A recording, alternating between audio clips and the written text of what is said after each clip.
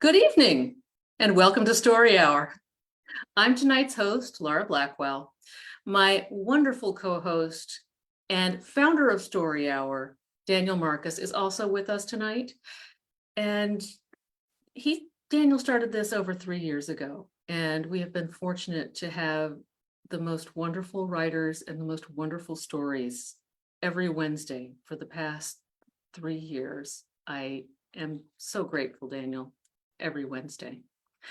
And I'm also grateful to SIFWA for giving us a SIFWA Givers Fund grant that helps us keep the lights on and the video streaming. Welcome back to those of you returning, and welcome to those of you joining us for the first time. As always, we have 2 writers reading for favorite nonprofits. Tonight's readers are Jean-Paul Garnier and A.T. Greenblatt. If you can, please consider donating to either or both of tonight's featured nonprofits, Spark Growth or the NRDC. We'd also like to mention that the WGA strike is still ongoing. And if you are inclined to help out our writer friends who are in that industry who are still having trouble, the Entertainment Community Fund, formerly the Actors Fund, does help them out with funds for groceries and rent and things like that are starting to get a little scarce for them. And that's at entertainmentcommunity.org. So that said, A.T. Greenblatt is reading for National Resources Defense Council. NRDC works to safeguard the earth, its people, its plants and animals, and the natural systems on which all life depends. NRDC combines the power of more than 3 million members and online activists with the expertise of some 700 scientists, lawyers, and policy advocates across the globe to ensure the rights of all people to the air, the water, and the wild. You can learn more at nrdc.com. Jean-Paul Garnier is reading for Spark Growth Literacy and Art Enrichment Program. Spark Growth's mission is to provide young children and their families with opportunities to participate in a voluntary, engaging, hands-on, inclusive, high-quality, and developmentally appropriate literacy and art enrichment program offered on a monthly basis, free of charge, at various sites and schools within the Morongo Basin. The underlying goal for Spark Growth is to spark an interest, intrinsically motivate children in their development and proficiency of reading, writing, communication, creativity, and literacy-related skills. You can learn more at sparkgrowthprogram.com. If you're here on Zoom, feel free to chime in on the text chat off on the right. If you're joining us on Facebook, thank you. We may not have so much interaction, but go ahead and leave a comment because we would love to see what you think of the show later. And our first reader tonight is a returning favorite, A.T. Greenblatt. A.T. Greenblatt is a mechanical engineer by day and a writer by night. She lives in Philadelphia, where she's known to frequently subject her friends to various cooking and home brewing experiments. Sounds like kind of a nice deal to me. She is a graduate of Viable Paradise 16 and Clarion West 2017. Her work has won a Nebula Award, been in multiple years' best anthologies, and has appeared in Uncanny, Beneath Ceaseless Skies, and Clark's World, as well as many other fine publications. You can find her online at atgreenblatt.com and on Twitter at atgreenblatt. Welcome, A.T. Greenblatt, and let me double check. It's still A.T. Greenblatt on Blue Sky as well, right? Yep, I try to keep it consistent. So I appreciate that. It makes it much easier to follow through all the shifting platforms. So what do you have for us tonight? Yeah, I have a story that's going to come out in a anthology. It's basically a mad scientist theme anthology, all put together by disabled and chronically ill authors. So it was a really cool call, and it's called Greater Than His Nature. Is coming out in Atomic Carnival Books. You can pre-order it now. It's coming out in October. So yeah, if you like what you hear, yeah, consider picking up a copy. Just a quick heads up is I tried to do horror. I think I kind of failed, but there's still some still some content warnings. Scientists not being very nice to the test subjects. So not quite animal, but still unpleasant. So if that's not a jam, totally understand. But yeah, it's called Even Mountains Are Worn Down. The slender ones are tapping on the dividing glass. It sounds like rain, if rain were sharp, insistent, and determined. I hunch my shoulders and keep scrubbing. The water in the utility sink is so hot my skin stings through the thick rubber gloves. I scour filthy food dishes, waste buckets, and containment boxes. And my calves and feet beg for relief half an hour in.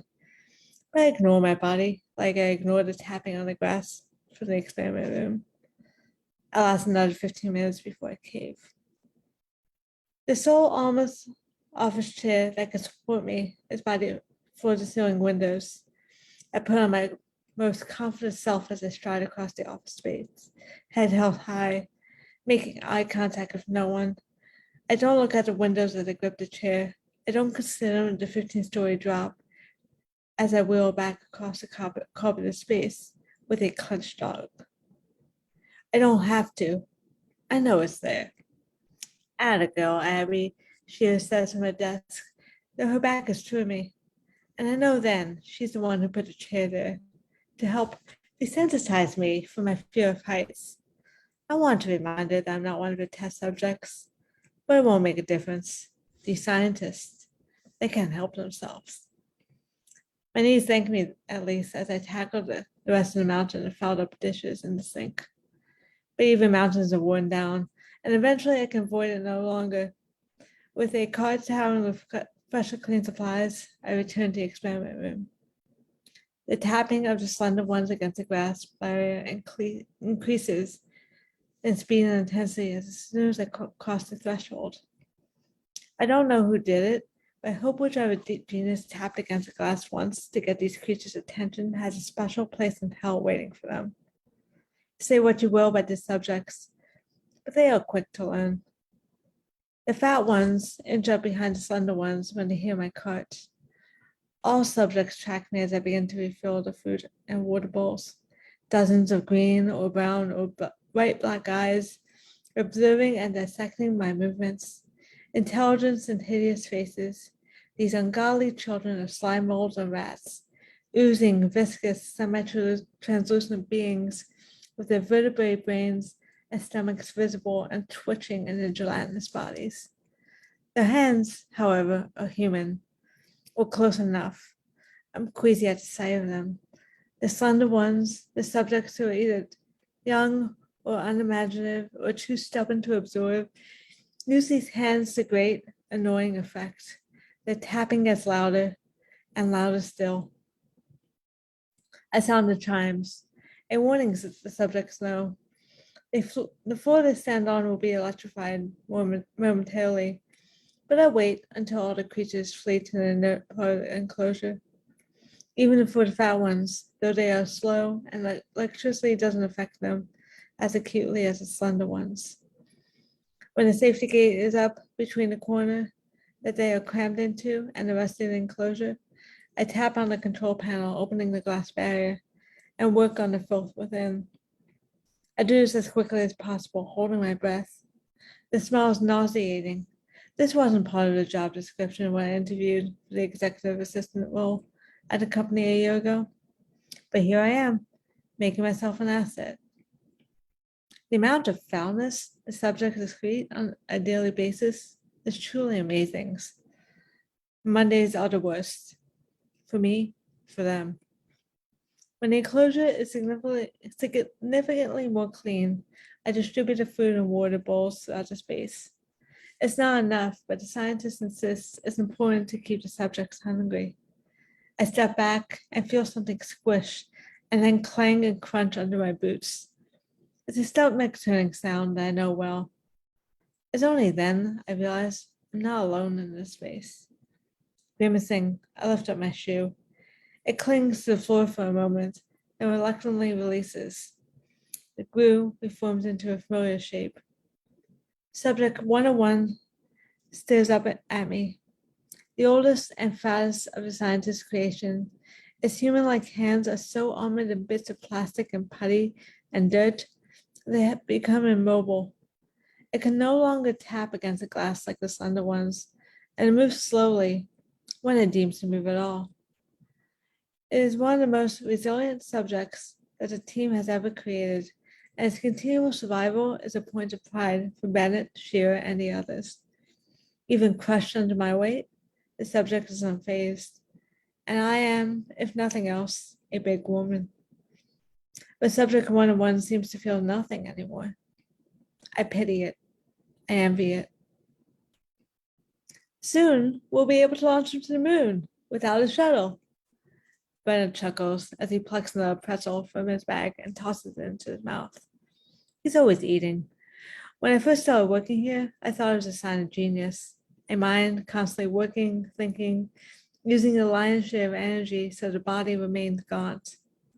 Then it dawned on me that my brain doesn't shut up either. So much so that by the end of the day, it's a relief to become a blank slate in front of some cheap thrills TV. Man like Bennett, I'm judged when I eat a cheese straw. Everything should be good to go, I say, with a twist of guilt. Lab assistant wasn't part of my job description either, but here I am. All you need to do is run the program and nod at the laptop. I've been in the office since 5:45 a.m., setting up the experiment and the large conference room for the staff meeting in the afternoon. Also, the coffee makers, lunch delivery, and answering all the emails I was too exhausted to reply to with any semblance of professionalism last night. I think this crap is going to work, Bennett says, leaning down to stare at the creatures behind the glass. He says this with every new experiment, with every new batch of test subjects. Today, the youngest, freshest is subject 2324.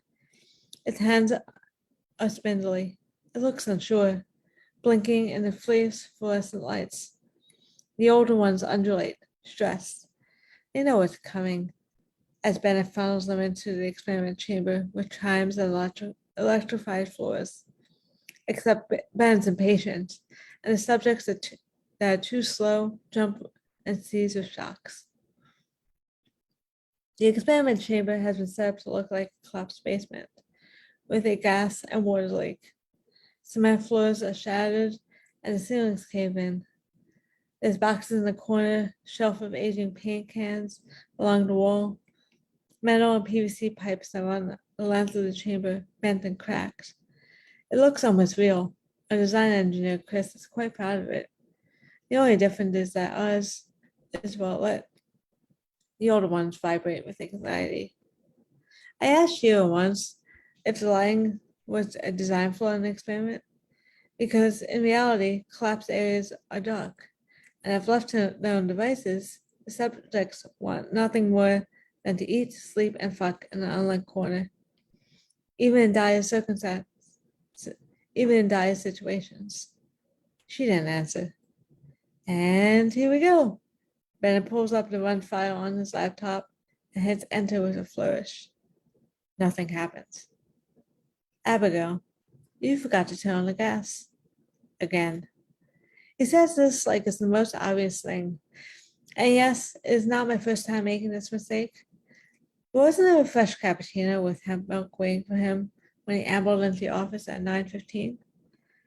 He shouldn't be making me feel guilty. It still works. I hurry to the utility room as fast as my messed up lungs will let me. It's a converted janitor's closet, and the gas line is a makeshift addition from the office kitchenette, absolutely not approved by building management.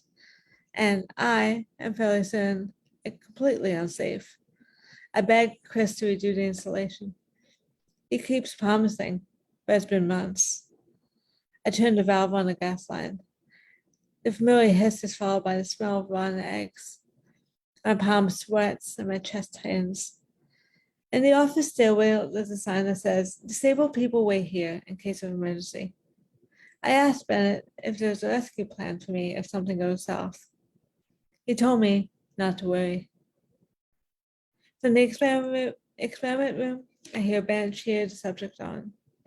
I re-enter.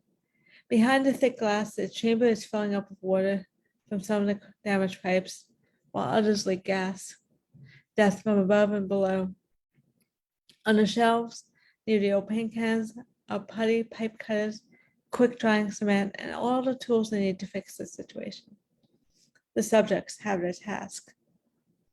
But they are scrabbling at the chamber's exits. They are fighting for a simple way out. Because just beyond the experiment chamber, there's a dark room full of food. The scientists like to keep the subjects hungry for a reason. I remind myself again that these creatures will one day save lives, that the growing epidemic of collapsed houses around the country needs resilient workers to make them safe again. It's only when water rises to the soft midsections that the subjects begin to gasp and heave. The slender ones take fistfuls of putty and smear onto the cracked pipes haphazardly. I don't understand, Bennett mutters. We showed them how to do this. But I understand. Sometimes you would do anything to get out.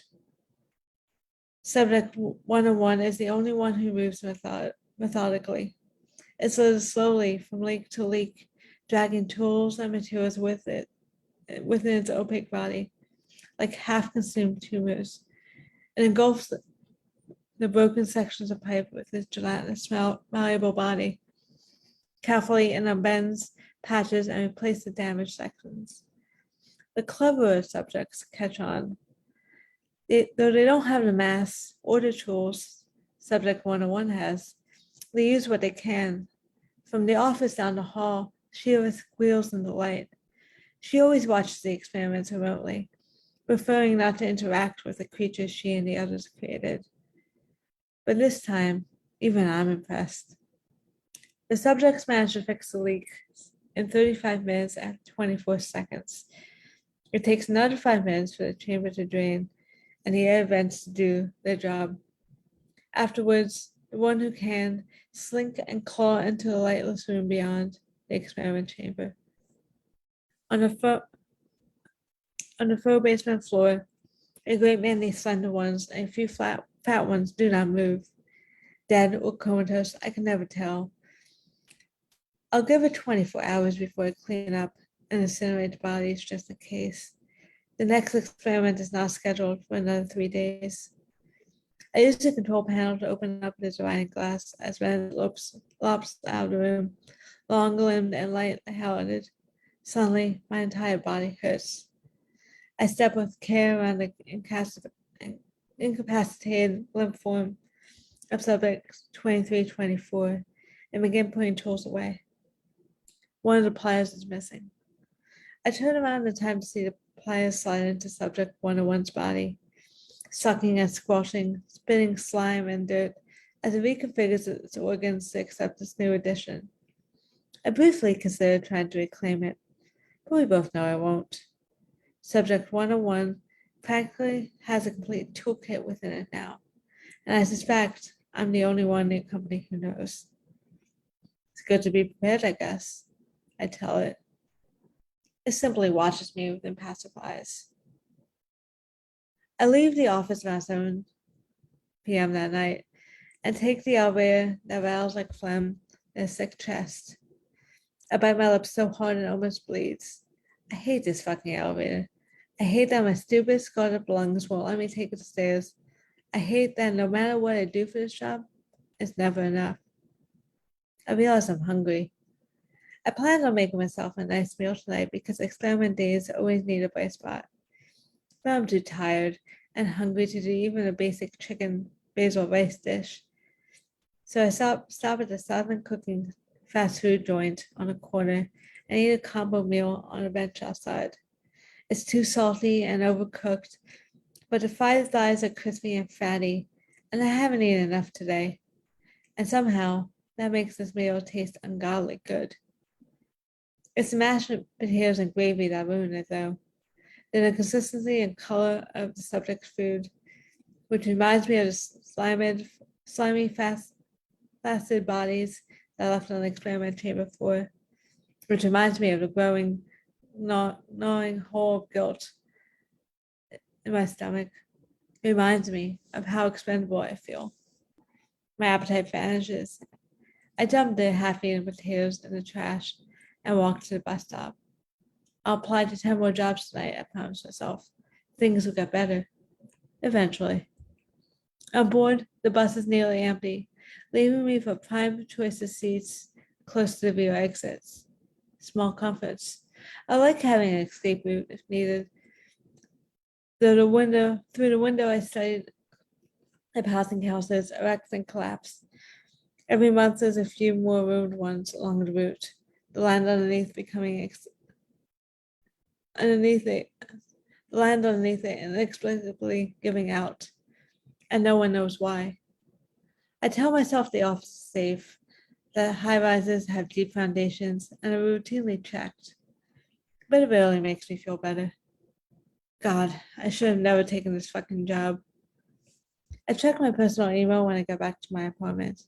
It's a small but cheerfully decorated one-bedroom on the ground floor. Cozy. My inbox has nothing but promos and more blanket application rejections. I sink into the couch, but refuse to let despair creep in. I'll hold off at this gig a little longer. Air conditioning, a boss who's willing to hire a fat, chronically ill woman with a BA in philosophy, and health insurance is a rare and holy trifecta in this economy. And then I see it. An email from a law firm that made me go through 6 rounds of interviews 2 weeks ago. Dear Abigail, thank you so much for your interest and time, but unfortunately, my dad has a saying, things will probably get worse before they get better, but they'll get better. I've clung to that mantra, though it never did get better for him. Suddenly, my apartment is tight and airless. I have to get out. Get out, Abigail. Get out. I grab onto my keys, but forget to lock the door. I don't care. Tonight, like most nights, I find myself at the old quarry down the road. I lean over the railing and try to see the bottom. I never can. It's too deep. The ground gave way 5 years ago, and maybe there's no bottom. Still, I stare down, down, down. The scientists are wrong about me. It's not heights I'm afraid of. It's a terrible idea, I say. I say this to anyone who will listen. No one's listening. It's been 3 days since the last experiments, since subject 101 swallowed the pliers. 2 days since I cleaned the experiment chamber of bodies and sent out another 20 resumes. The scientists want to add fire to the mix, and I have been here since 6:30 a.m., writing emails and making phone calls. We need to show progress, and it says, tapping on the dividing glass. Progress equals money, and we need money. The subjects are already in the experiment chamber, and they jump at every sharp tap of bent fingers. One of the younger ones, subject 2320, slides up to the glass and stares directly at Bennett. It raises one eerie human hand. Bennett grins. Oh, he says. It turns his hand into a fist and with surprising force pounds the glass. What the hell? Bennett jumps back in surprise. More subjects crowd the glass. The slender ones begin to pummel the barrier, making the experiment chamber vibrate. The fat ones throw themselves against the divide for the same effect. What the hell? Bennett says. They're quick, I say. I think they figured out that the test got harder. I admit that I accidentally taught them this when I slammed my fist against the experiment room wall this morning. I'm reading through the test plans in plain view of the subject. Is that your expert opinion as the executive assistant? Bennett slaps. The slender one's pounding gets louder. Run the experiment, Abigail. He points to the laptop. It's a small slight, but it's enough. I call the building management about the gas line. I say, not moving. What? Bennett's face turned pale. When? The pounding sounds like a hailstorm this morning. What's happening in there? Shear's voice is barely audible from down the hall. For fuck's sakes. Benny grabs the laptop. A moment later, there's a familiar hiss and smell of sulfur. The pounding stops as every face, human and hybrid, turns towards the broken pipes within the experiment chamber. Then, everything erupts into flame. This time, the subjects are expected to make repairs as everything burns. It's too much for them, for me. When I was 15, my childhood house was one of the ones that unexpectedly collapsed. One day, the ground was solid. The next, it was quicksand and mud. I was in my bedroom when it happened. The window was stuck. Something in the kitchen was burning. The air became smoke and dust. I couldn't get out. The ground, it was too far and too near. The subjects shriek as the tools were in their hands. Turn it off, I say, but the scientists aren't listening. It's too much. I reach over to the control panel and I open the dividing doors. The subjects come spilling out. The slender ones scurry to dark, safe areas, and the fat ones follow suit. Behind them, the flames are still raging. Horror seizes every cell in my body. Opening the divided glass should have killed the experiment and automatically shut off the valves. It didn't work, says Bennett. Turn the gas off, I shout and rush over to the sink. Bennett runs to the utility room. Where the fuck is the fire extinguisher? It's stuck. His voice is muffled from the next room over, but his panic is clear. The flames have found a stack of paper towels. I hurry over to the utility room, expecting to run into Bennett, but he's not there. I scream as I strain against the gas valve. It takes both hands, but I do it. I turn it to shut. I sit down hard on the floor, gasping. The hissing sound is still there. Oh God, there's holes in the cracked line. Help, I shout and scramble into the office. But my coworkers are streaming towards the stairs. When I was 15, my house inexplicably collapsed and I was trapped until my dad knocked down my door and carried me out. My lungs were never the same from the smoke and the dust, but he didn't survive.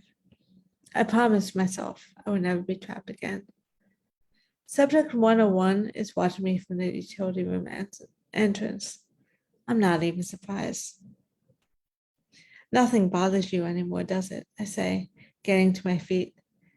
I pick it up, feel its oozy, grabbing body drip through my fingers, and I want to recoil even now.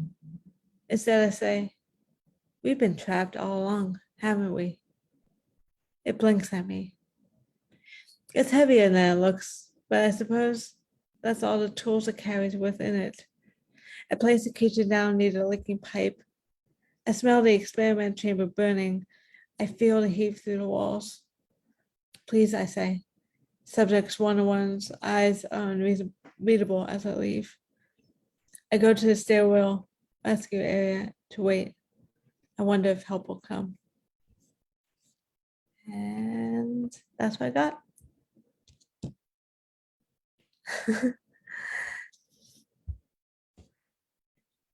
So That was so sad.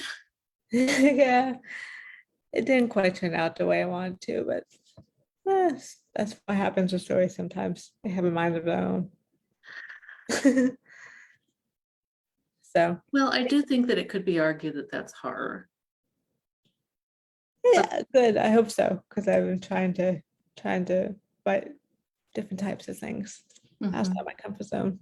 Yeah, I mean the horror is more from the way people are treating the experiment, the subjects and her. Yeah. And there are some other sort of, some people would say that the creatures are icky and that makes them horror, but I don't agree. And I think that's pretty rude to the subjects. Yeah.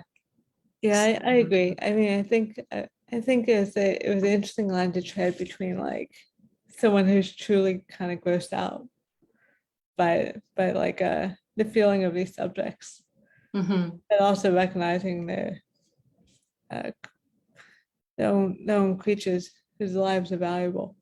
Exactly, Yeah. exactly.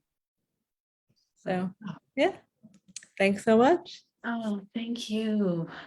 And I dropped the link, folks, so that you can go to the store and pre-order if you like. There are actually a few different ways to do it. There's the ebook and the paperback and the, oh my gosh, I missed all the Kickstarters. I need all of them from Atomic Carnival packs. So you can go and have a look. The book won't be out until October 24th. So that, that gives you time to go and order it and then forget you did and then get this wonderful surprise in October. I I do do this to love when myself it a lot. happens. What's that? I do love when that happens. I always forget what I buy. Right. Oh, I got myself a present. I love that feeling. Ah, well, between the stories, we tend to like to just take a breath, finish internalizing the first one, and make ourselves ready for the next. So thank you, A.T. Greenblatt. Our next reader tonight is a new one to Story Hour, but also has a very cool bio. It is Jean-Paul Garnier. Jean-Paul Garnier lives and writes in Joshua Tree, California, where he is the owner of Space Cowboy Books, a science fiction bookstore, independent publisher, and producer of Simultaneous Times podcast. In 2020, his first novella, Garbage In, Gospel Out, was released. And in 2018, Traveling Shoes Press released Echo of Creation, a collection of his science fiction short stories. He has also released several collections of poetry, Future Anthropology in 2018, Odes to Scientists in 2019, Beetlejuice Deming in 2020, Utopian Problems in 2021, Time's Arrow in 2022, and Proving Grounds in 2023. That's annual poetry collections. I don't think I've written 4 good lines of poetry since junior high, despite probably having written 100 or so then. Not good ones, just lines.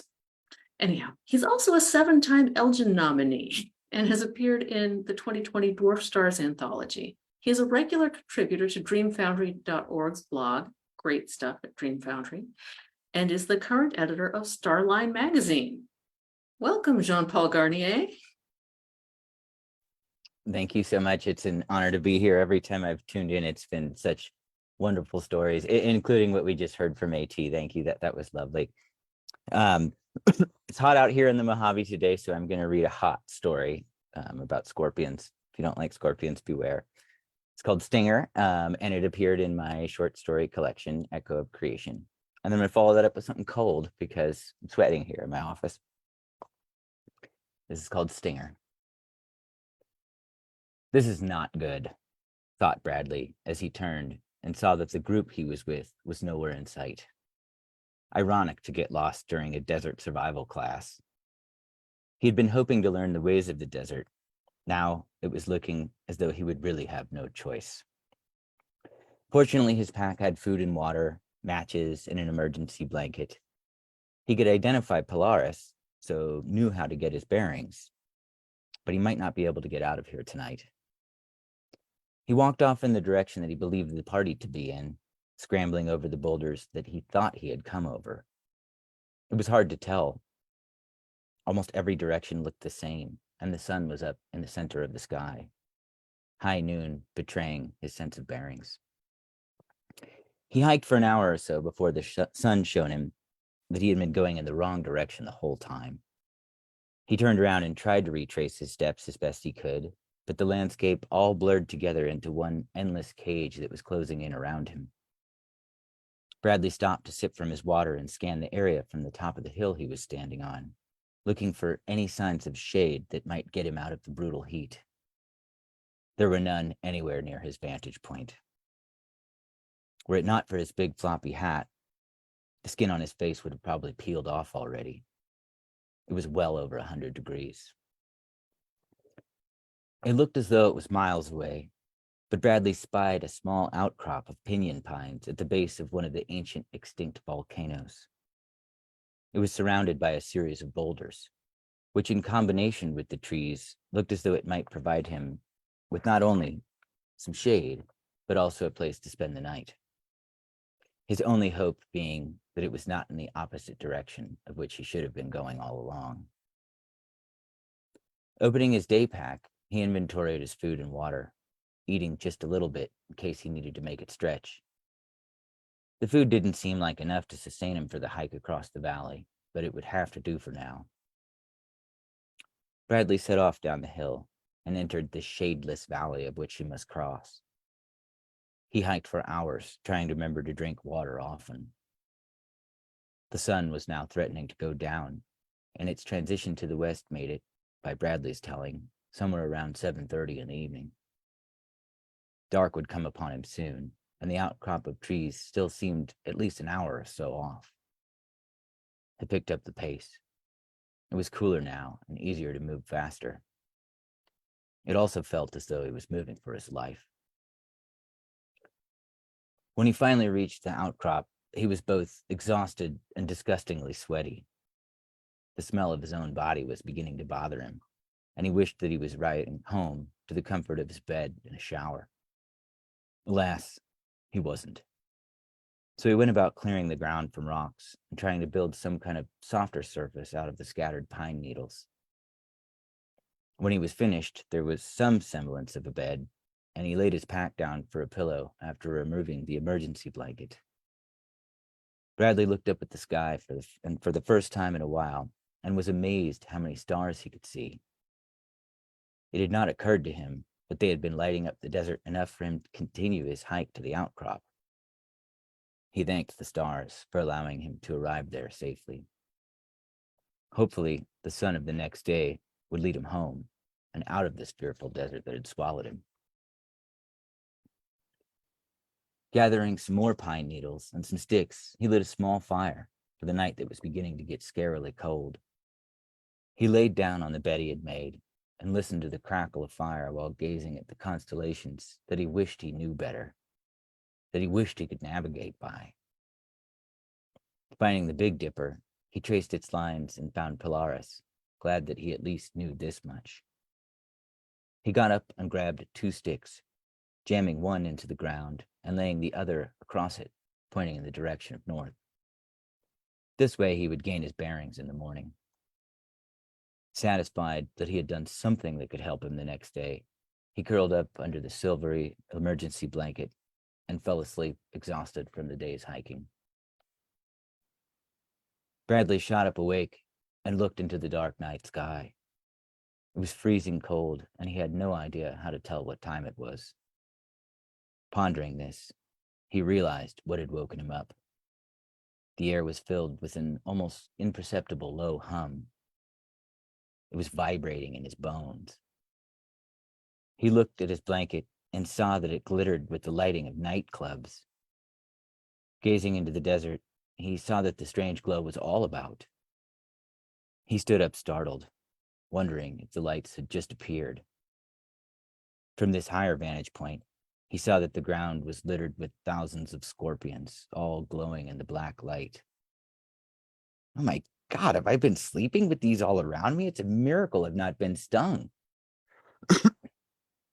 Abruptly, the thousands of glowing scorpions rose up into the air as if gravity had been released. They hovered upwards slowly like 1,000 miniature helicopters. They seemed to stand still far above him, then formed a funnel-like cone shape as they gracefully flew upwards.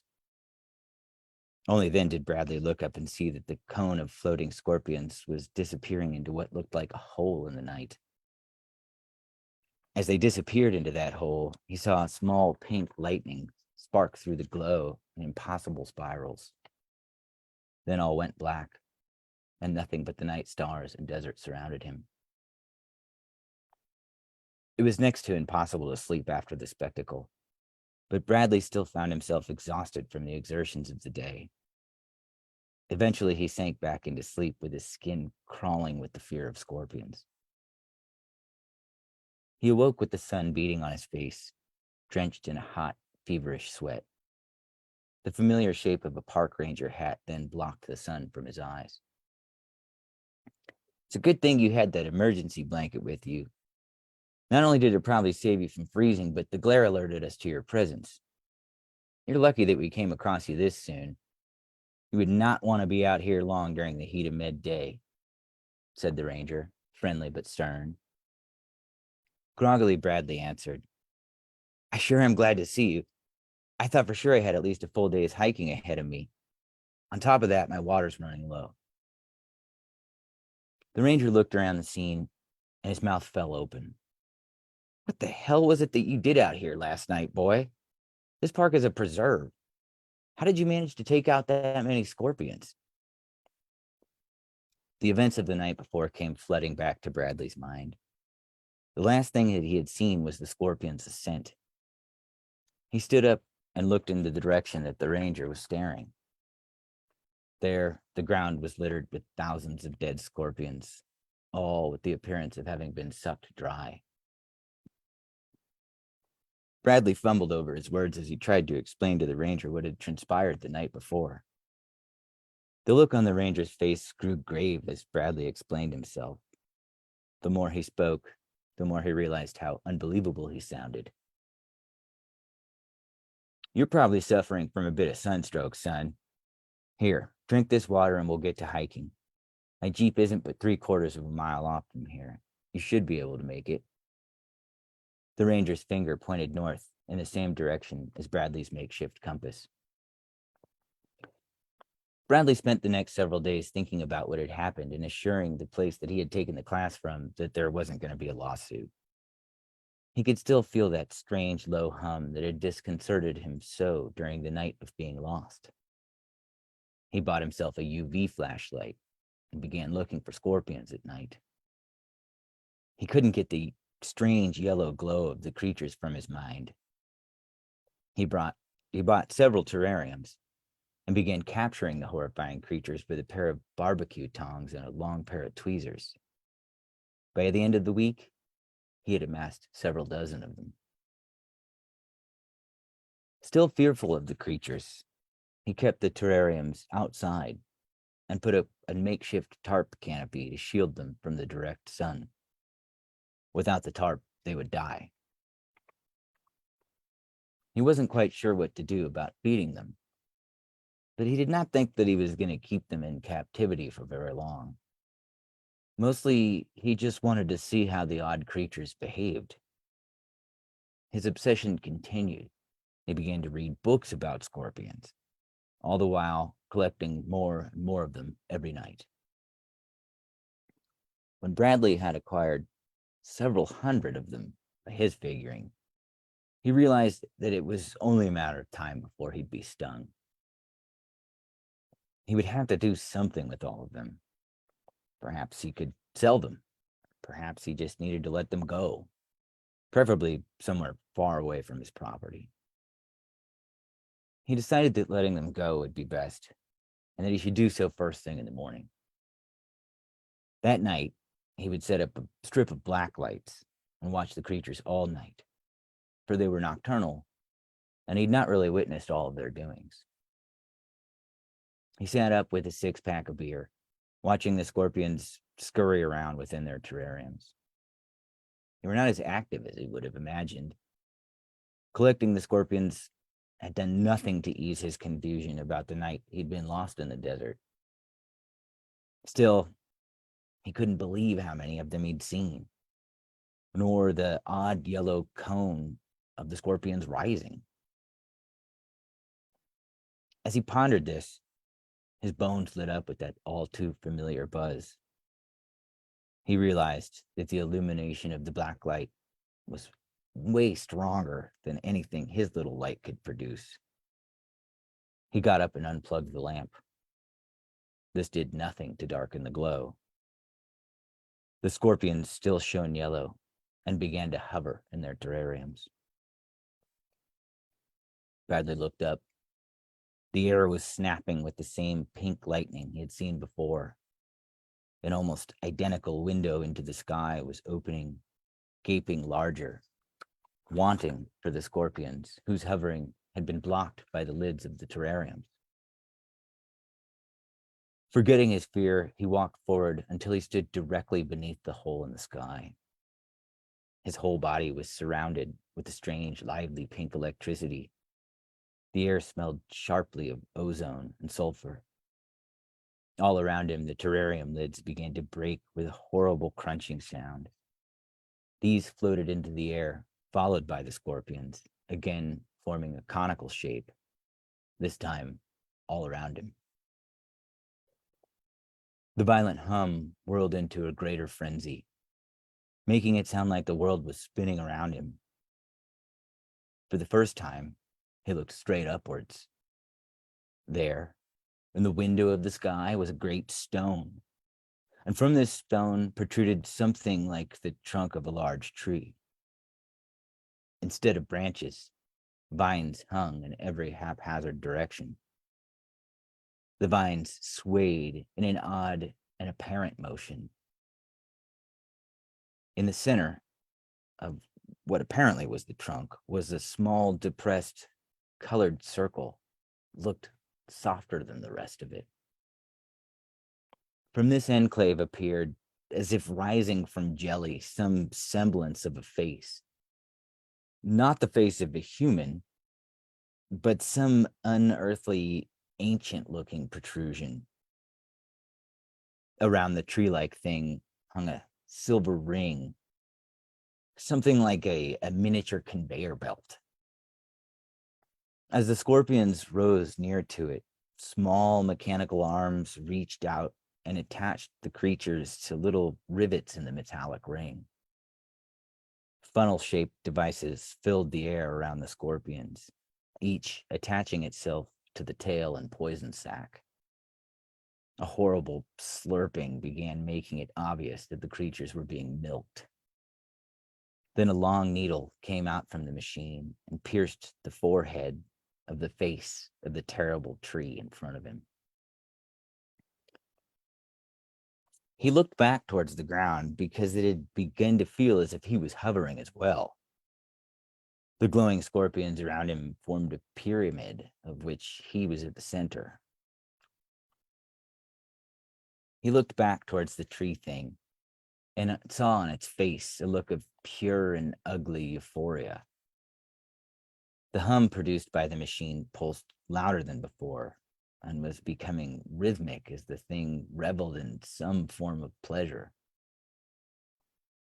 It's as if it's on drugs. As he thought this, he felt his body was being pierced by 1,000 needles of pain.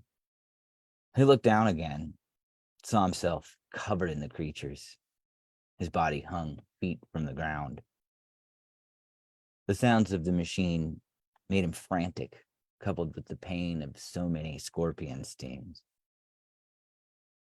Bradley continued to float upward until he was face to face with the tree thing.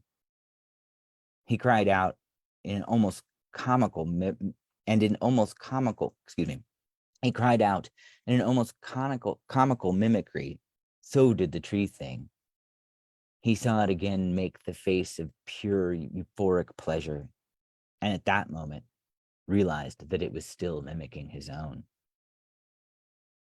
The scorpions fell like rain from the cone around him, and he felt the small mechanical arms reach out and pull him upward toward the conveyor belt.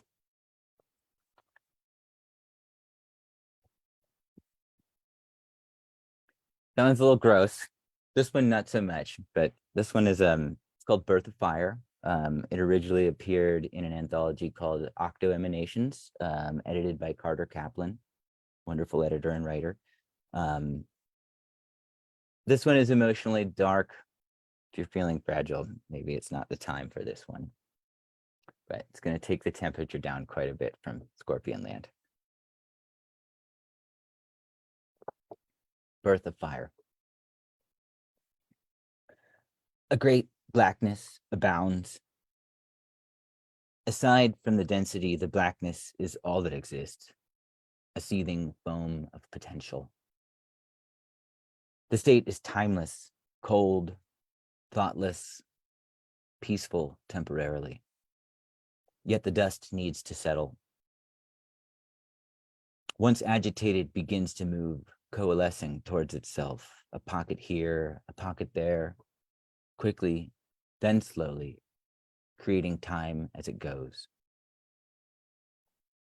14 billion years later, he offers her a ride home from work. He's been waiting for the opportunity and stayed late just for this reason. Great accreting disk form in the blackness. The building blocks of mass begin to find each other. Forces separate. The darkness grows without reference point or observer. She accepts. He grins. Why go straight home? Small bubbles of warmth fall inward, becoming heat. The swirling mass finds shape here and there as here and there become places in the darkness. The density steps outward, dissipating, rarefying in some places, condensing in others. She gets in the car. He suggests a drink. She accepts. Motion in the blackness. Spinning. All things spin, moving in the nothingness. Hydrogen forms, clumps, finds its kin. Another man waits on their porch, awaits her return. He too drinks, looking at the night sky, contemplating its blackness and its fire. The darkness engulfs him. The city lights have swallowed the stars. They are disconnected from the cosmos. Matter joins matter in a timeless dance that makes time in its wake. Hydrogen heats up. A small glow at first, growing hotter in Planck units. As the first things find each other, the fabric of creation erupts from the void. The forces work upon each other. She and the suitor arrive at the bar. Drinks are poured. The ceiling blocks the few stars that are left. He buys her a drink. No, she offers to pay, preferring to feel in control of her indulgences. The waiting man cries out to the stars. He feels that infinite blackness around him. He knows that light is nothing without the information that observers provide. He follows the light back to the beginning, yearning for creation. She laughs at the suitor's jokes. He flatters her. She sees them in the mirror behind the bar and searches his face for that familiar look of longing. She finds it there, drinks deeply, wonders if it is for her alone. On the porch, the stars come alive. He's near the beginning of time, sees the ignition. The heavens burn with the first light, the first real information. Witnessing this event terrifies him. From darkness to light, the transition burns his eyes. Tears do little to extinguish the searing light. The spinning clock of stars tells him that it has become late. She's not arrived or announced her tardiness.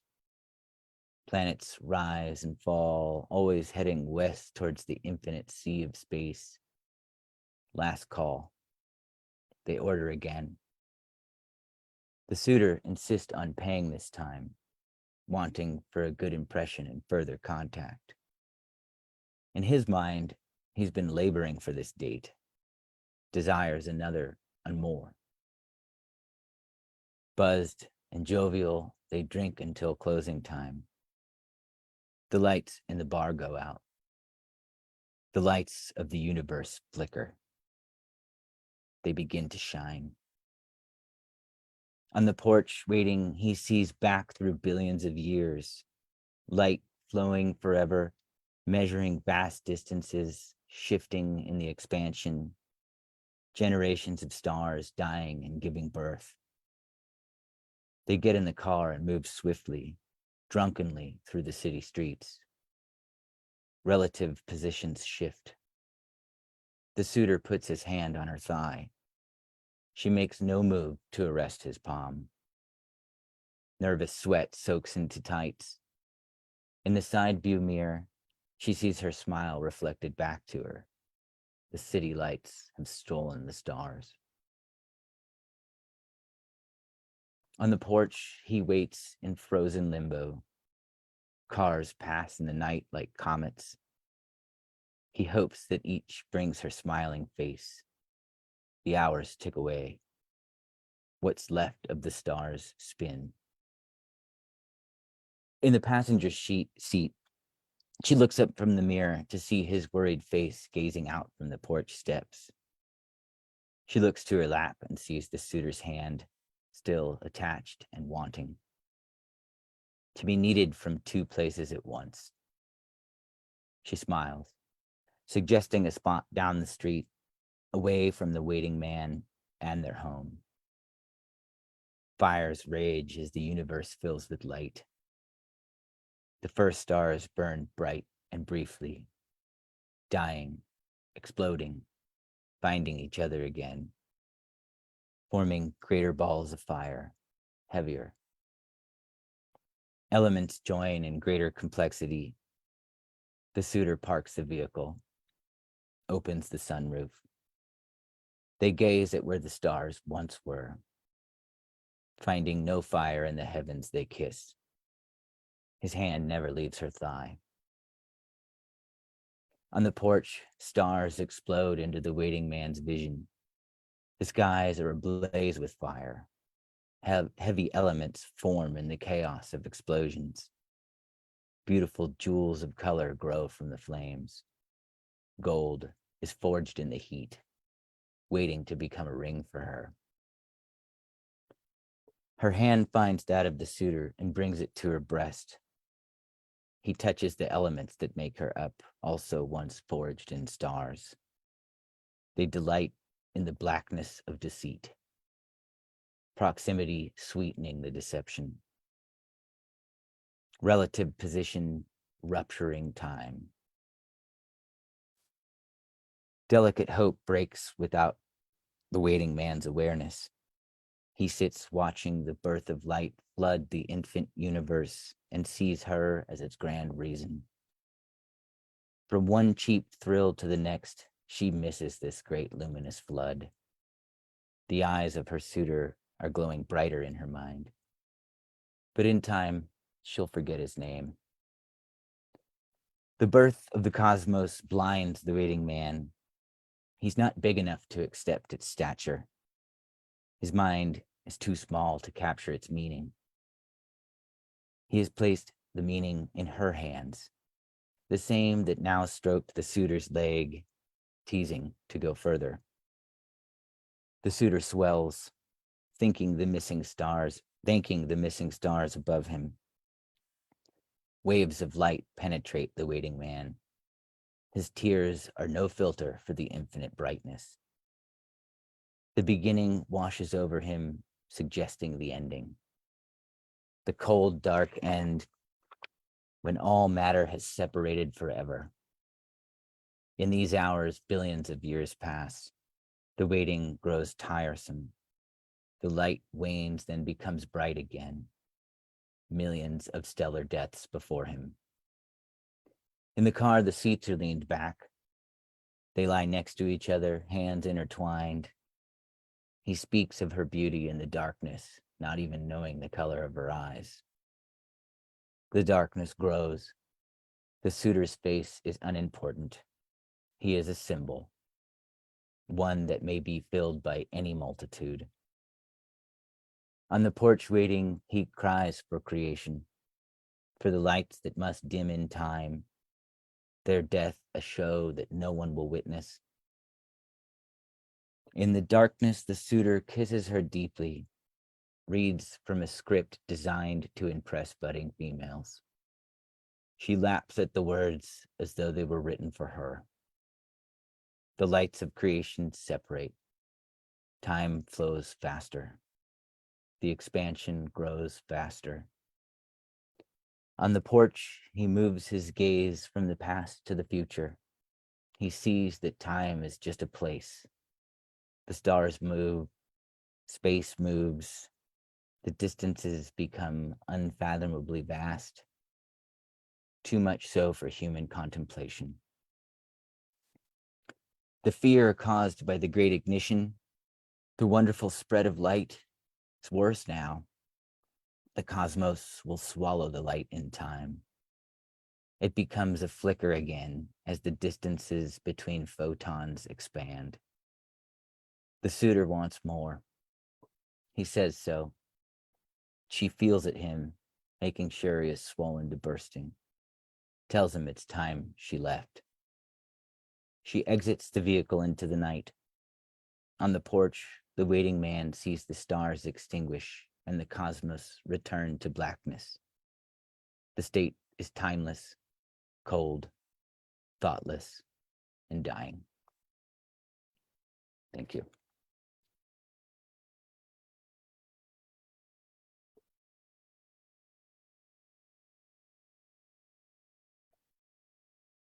You've really read us a study in contrasts tonight, haven't you? Yeah, sorry, that one was a little dark, huh? And also just so incredibly different tonally. You know, we've got the very modern, spiky,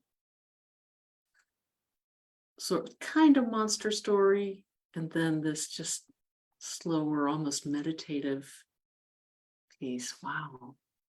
We're such lucky people, Daniel. How do we get to do this every week? We're so lucky. I don't know, man. We are lucky. Ah, goodness. Every week.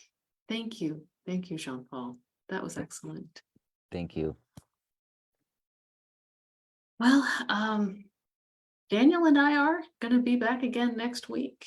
And next week, our readers are Kathleen Jennings and Nancy Jane Moore. I recommend checking storyhour2020.com the day of the reading, just in case of any changes, but you know, rarely happens, but it's good to know.